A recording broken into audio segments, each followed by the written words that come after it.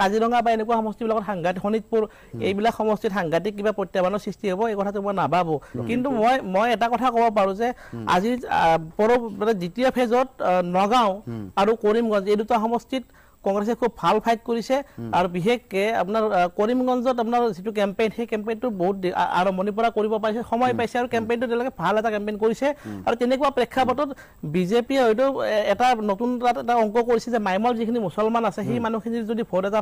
চাইজেবল vote পায় তেতিয়া হয়তো আৰু কণ্টেষ্টটো বেছি টাফ হ'ব এনেকুৱা এটা অংক আছে কিন্তু মই তথাপিও ভাবোঁ যে তাত কৰিমগঞ্জ যিটো সমষ্টি সেই সমষ্টিটোত কণ্টেষ্ট থাকিব কিন্তু Congress is little bit ahead এই কথাটো মই ক'ব পাৰোঁ আন যিটো আটাইতকৈ ইণ্টাৰেষ্টিং এটা সমষ্টি সেইটো হৈছে নগাঁও নগাঁৱত প্ৰদ্যুৎ বৰদলৈ এটা পৰ্যায়ত তেওঁ কিছু লেটকৈ যদি সোমাইছে টিকেট পাওঁ নাপাওঁ সময় অলপ কেইদিনমান গৌৰৱ গগৈ তাত সোমাই পৰিছিল তেনেকুৱা প্ৰেক্ষাপট এটা নিৰ্মাণ হোৱাৰ পিছত কিন্তু প্ৰদ্যুৎ বৰদলৈ এটা পৰ্যায়লৈকে গৈ পেলাই এটা ভাল কেম্পেইন কৰিছে আৰু সেই কেম্পেইনটোৱে মূল সুঁতিৰ যি অসমীয়া বুলি আমি কওঁ সাধাৰণতে দাবী কৰোঁ সেই মূল সুঁতিৰ অসমীয়া মানুহৰ এটা চাইজেবল এমাউণ্টৰ ভোট পাইছে আৰু একে সময়তে সুৰেশ বৰা যিগৰাকী বিজেপিৰ কেণ্ডিডেট তেওঁ কিন্তু এটা ভাল পৰিমাণৰ মুছলমান ভোট পাইছে বুলি এটা আলোচনা চলিছে বা তেনেকুৱা আমি লক্ষণ দেখিছোঁ গতিকে দুটা অংক যদি আমি চাওঁ এটা পৰ্যায়ত প্ৰদ্যুৎ বৰদলৈ মূল সুঁতিৰ অসমীয়া মানুহৰ ভোট পাইছে আৰু আনটো পৰ্যায়ত আপোনাৰ যদি সুৰেশ বৰাই যদি মুছলমান ভোট কিছু পৰিমাণে আদায় কৰিব পাৰিছে তেতিয়াহ'লে তাত খুব টাফ কণ্টেষ্ট হ'ব তথাপি মই তাত 51-49 বুলি এটা কথা কৈ থ'ব পাৰোঁ আৰু আন যিটো তৃতীয় ফেজত আটাইতকৈ আমি আলোচনা নকৰা এটা সমষ্টি আছে সেই সমষ্টিটো হৈছে আপোনাৰ কোকৰাঝাৰ সমষ্টিত BPF আৰু আপোনাৰ UPPLৰ মাজত তীব্ৰ প্ৰত্যাহ্বানৰ এখন যুঁজ হৈছে তাত আৰু লাহে লাহে আমি দেখিছোঁ মই কেইবাবাৰো নিৰ্বাচনৰ আগে পিছে এই BTAD এৰিয়া মই ভ্ৰমণ কৰিছোঁ BTR এৰিয়া ভ্ৰমণ কৰিছোঁ আৰু তাত দেখিছোঁ যে UPPLতকৈ লাহে লাহে কিন্তু তাত BPFৰ যিটো জনপ্ৰিয়তা সেইটো লাহে লাহে বাঢ়িছে আৰু বড়ো যিটো পলিটিক্স সেই বড়ো আইডেণ্টিটি পলিটিক্সৰ ক্ষেত্ৰত কিছু পৰিমাণে তাত আপোনাৰ BPFে এটা আপুনি এই কথা ক'ব বিচাৰিছে নেকি যে বড়ো ৰাজনীতিৰ এইবাৰ এটা নতুন বাট মুকলি হ'ব নতুন বাট বুলি মই নকওঁ পুৰণি বাটটোকে পুনৰ খুচৰি পেলাই হাগ্ৰামা মহিলাৰী এটা নতুন প্ৰত্যাহ্বান তাত UPPL আৰু বিজেপিৰ ACP মিত্ৰজোঁট তাক আগবঢ়াইছে গতিকে আমি বৰ বেছি সাংঘাতিক গুৰুত্ব নিদিলেও তাৰ এটা কণ্টেষ্ট হ'ব তথাপি মই তাত UPPLৰ কেণ্ডিডেটগৰাকী কিছু আগত আছে বুলি মই অনুমান কৰিছোঁ আৰু আটাইতকৈ যিটো চৰ্চিত সমষ্টি তৃতীয় ফেজৰ সেইটো হৈছে ধুবুৰী সমষ্টিত বদৰুদ্দিন আজমলে এটা পৰ্যায়ত আগতে যিটো আমি দেখিছোঁ তাত এটা যথেষ্ট চাইজেবল পৰিমাণৰ ভোট লৈ পেলাই তেওঁ জিকি যায় কিন্তু এইবাৰ প্ৰথমবাৰৰ কাৰণে এটা তীব্ৰ প্ৰত্যাহ্বানৰ পৰিৱেশ কংগ্ৰেছে তাত নিৰ্মাণ কৰিব পাৰিছে ৰকিবুল হুছেইনে তাত এটা সাংঘাতিক এগ্ৰেছিভ কেম্পেইন কৰিছে লগত এটা কথা ক'ব লাগিব যে AIUDF আৰু কংগ্ৰেছৰ মাজত আটাইতকৈ যিটো কথা লৈ পেলাই তৰ্ক বিতৰ্ক চলে বা বাদ বিবাদ চলে সেইটো হৈছে কোন বিজেপিৰ A টিম বা B টিম বা C টিম এনেকুৱা কথা লৈ এটা বাদ বিবাদ চলে আৰু এই বাদ বিবাদটোৰ ক্ষেত্ৰত এটা কথা মই ক'ব লাগিব যে 100 যদি কাম কৰিছে তাত যদি 90টাতো ভূপেন বৰা বিফল হৈছে এটা কথাত কিন্তু ভূপেন বৰা ক্ৰেডিট ল'ব পাৰে সেইটো হৈছে AIUDFৰ যিটো ৰাজনৈতিক যাত্ৰা ৰাজনৈতিক অংক সেই অংকটো কিছু পৰিমাণে নহ'লে মানে সাংঘাতিক এটা বিপদৰ তেওঁক ঠেলি দিব পাৰিছে আৰু তাৰ ফলত ধুবুৰী সমষ্টিত এটা নেৰেটিভ সৃষ্টি হৈছে যে AIUDFৰ যিখিনি মানুহ এইখিনি বিজেপিৰে B টিম এনেকুৱা এটা নেৰেটিভ সৃষ্টি হৈছে আৰু একে সময়তে নগাঁও সমষ্টিত যেতিয়া নিৰ্বাচন হৈছিল নিৰ্বাচনৰ ৰাতিপুৱা যিটো ৰাজেন গোহাঁয়ে যিটো কথা কৈছিল ৰাজেন গোহাঁয়ে এগৰাকী যথেষ্ট গুৰুত্বপূৰ্ণ নেতা তেওঁ কৈছিল যে AIUDFৰ আমিনুল ইছলামে যদি ভোট বেছিকৈ পালেহেঁতেন বিজেপিৰ এতিয়া সম্ভাৱনাটো সাংঘাতিক বাঢ়ি গ'ল তেতিয়া আমি ইয়াত পৰাজয়ৰ ফালে গতি কৰিছোঁ এই যিটো কথা এই কথাটো ধুবুৰীত এটা এফেক্ট হৈছে আৰু আন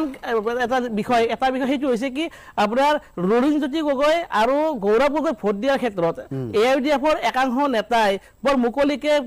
কিছু কথা কৈছিল আনকি বদৰুদ্দিন আজমলে কৈছিল যে ভোট দিব নালাগে গৌৰৱ গগৈ তেনেকুৱা যিখিনি কথা এই কথাখিনিয়ে ক'ৰবাত সেই নিৰ্বাচনী প্ৰেক্ষাপটত বিজেপিৰ লগত AIUDFৰ মই কেতিয়াও কোৱা নাই আছে বা নাই সেই কথা মই দাবী কৰা নাই কিন্তু ৰাজনৈতিক যিটো অংক মই সেই কথাটো কৈছোঁ যে তাত এটা সমীকৰণ আছে বুলি বা তেওঁলোকৰ এটা ভিতৰুৱা বুজাবুজি আছে বুলি যিটো সন্দেহ সেই সন্দেহটো অধিক ঘনীভূত হৈছে আৰু সেইকাৰণে মই ভাবোঁ আটাইতকৈ যিটো গুৰুত্বপূৰ্ণ বিষয় সেই বিষয়টো হৈছে AIUDFক এক প্ৰকাৰ তাৰ যিখিনি তেওঁলোকৰ মূল ভোট বেচ সেই ভোট বেচৰ পৰা প্ৰত্যাখ্যিত বা ডিছকানেক্ট কৰাৰ এটা পৰিৱেশ কংগ্ৰেছে নিৰ্মাণ কৰিব পাৰিছে আৰু সেইকাৰণে মই আজি এই মুহূৰ্তত যদি মোক সোধে আপুনি মই ভাবোঁ ৰকিবুল হুছেইনে তাত বদৰুদ্দিন আজমল আৰু জাভেদ ইছলামকে কিছু আগবাঢ়ি আছে একে সময়তে এটা কথা কৈ থওঁ জাভেদ ইছলামৰ যথেষ্ট পৰিমাণে তাৰ এটা প্ৰস্পেক্ট আছিল কিন্তু জাবেৰ ইছলামৰ কাৰণে বিপদ হ'ল এটা কথাতে, সেইটো হৈছে নতুনকৈ যিকেইটা সমষ্টি তাত সংযোগ হৈছে সেইকেইটা সমষ্টিত জাবেৰ ইছলামৰ সাংঘাতিক জন যিটো সংগঠন বা কানেকশ্যন, সেই কানেকশ্যনটো বিশেষ নাই, নোহোৱাৰ কাৰণে তেওঁ যথেষ্ট পৰিমাণে ভোট পাব, কিন্তু তেওঁ সাংঘাতিকভাৱে নিৰ্বাচনী যিখন যুঁজ সেই যুঁজখনত জয় পৰাজয়ৰ অংকলৈকে যাব পাৰিব তেনেকুৱা মই এটা অংক দেখা নাই। কাৰণ তাৰ 7,80,000 দেশী মুছলিম আছে, তাৰ যথেষ্ট পৰিমাণে ভোট জাবেৰ ইছলামে পাব, কিন্তু তেওঁ সেই ভোটখিনিৰে এটা নিৰ্বাচনী জয়ৰ যিটো অংক তাত প্ৰায় 27 লাখ ভোট আছে, তেনেকুৱা এটা সমষ্টিৰ জয়ৰ অংক কৰিব পৰা পৰিৱেশ নাই। গতিকে মই ভাবোঁ যে তাত এই মুহূৰ্তত বদৰুদ্দিন আজমল যথেষ্ট পৰিমাণে বিপদজনক অৱস্থাত ৰাজনৈতিকভাৱে তেওঁ গুচি গৈছে। আৰু একে সময়তে কিছু কথা এনেকৈ ওলাইছিল নিৰ্বাচনৰ সময়ত যে কেইবাগৰাকী AIDFৰ বিধায়কে কংগ্ৰেছৰ ফালে হয়তো নিৰ্বাচনৰ পিছত গতি কৰিব পাৰে, এনেকুৱা যিবিলাক কথা, এই কথাবিলাকে ভোটাৰ ৰাইজক বিভ্ৰান্ত কৰিছে, 1 নম্বৰ কথা। 2 নম্বৰ কথা, বদৰুদ্দিন আজমলৰ দলটোৱে বিজেপিৰ লগত মিতিৰালি কৰি পেলাই ৰাজনৈতিক যিটো কুচকাৱাজ চলাইছে বুলি সন্দেহ ঘনীভূত হৈ আছিল, সেই সন্দেহক লৈ পেলাই এইবাৰ ধুবুৰীবাসীয়ে যথেষ্ট পৰিমাণে উদ্বিগ্ন হৈ পেলাই ভোট দিছে। আৰু তেনেকুৱা প্ৰেক্ষাপটত মই ভাবোঁ ৰকিবুল হুছেইনৰ যিটো ৰাজনৈতিক দিল্লী যাত্ৰাৰ যিটো অংক, সেই অংকটো কিছু পৰিমাণে কিন্তু এইবাৰ আমি অলপ তাত মুখৰ হোৱা দেখিছোঁ, তাত বহল আগবাঢ়ি যোৱা দেখিছোঁ। তেনেকুৱা বিষয়টোৰ লগত আৰু এটা কথা সংযোগ কৰি থব পাৰোঁ যে তাত বদৰুদ্দিন আজমলে কিছু কথা প্ৰত্যাহ্বানৰ সন্মুখীন হৈছিল, বিশেষকৈ তাত এটা সময়ত লৰিজিৎ গগৈ আৰু লগত অখিল গগৈ তাত যিটো কেম্পেইন কৰিছিল, অখিল গগৈ তাত 44খন সভা তেওঁ অংশগ্ৰহণ কৰিছিল, আৰু প্ৰতিখন সভাত ৰকিবুল হুছেইনতকৈ যদি আপুনি চাবলৈ যায় অখিল গগৈৰ সভাত জনসমৰ্থনটো বেছি আছিল। গতিকে এটা সময়ত গৈ পেলাই তেওঁ গগৈ শব্দটোক লৈ পেলাই তেওঁ ভেঙুচালি কৰিব লগা পৰিৱেশ এটা হ'ল যে গৈ এই ধৰণৰ যিটো কথা, এনেকুৱা কথাবিলাকেও ক'ৰবাত কিন্তু AIDFৰ যিটো ৰাজনৈতিক বিষয় যে এই মুহূৰ্তত তেওঁলোকে এটা সংকটজনক অৱস্থালৈ গুচি গৈছে, সেই কথাবিলাক কিন্তু মানুহক ভবাই তুলিছে। আৰু তাৰ যিখিনি ৰাজনৈতিক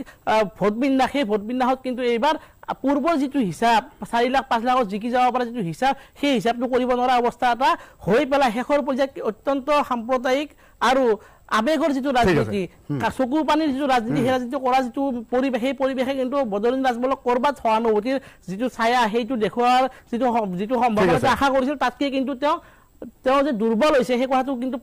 প্ৰকট হৈছে। আৰু তাৰ ফলত মই ভাবোঁ ধুবুৰীৰ ভোটাৰে এইবাৰ বদৰুদ্দিন আজমলৰ বিৰুদ্ধে ভোট দিছে বুলি